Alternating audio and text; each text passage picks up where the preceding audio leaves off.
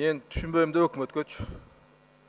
Ушу бюджетке акча каражат алып келе турган мыйзамдарды алып келбестен, кайра акча түшпөй турган мыйзамдарды алып келгенчи. Өкмөт ушу силер макулсуңар ушугачы, ушу мыйзамгачы. Бул мыйзам долбоорунун жаңы өкмөт тарабынан сунушталган. Буга чейин айтылгандай нак эмес төлөмдөрдүн үлүшүн көбөйтүү максатында. Ошо киргизилип жатат. Анда менде суроо бар мындачы.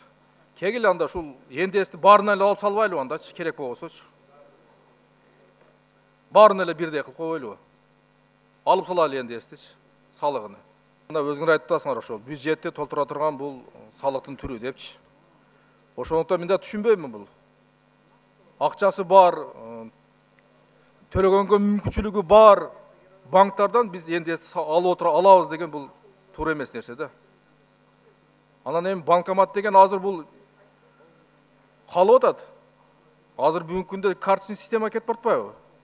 Жакшы карап ойлонуп көрүшүбүз керек. Мен бул мыйзамга каршымын. Себеби дегенде бул мына бюджетке акча түшүрбөйт. Андан тышкары ушул мүмкүнчүлүгү бар, акча каражаты бар, алар ошол эндести төлөсө эле банкрот болуп калбай турган ишканага бүгүнкү күндө банктарга бул салыкты алабыз деген мыйзам келип атат да.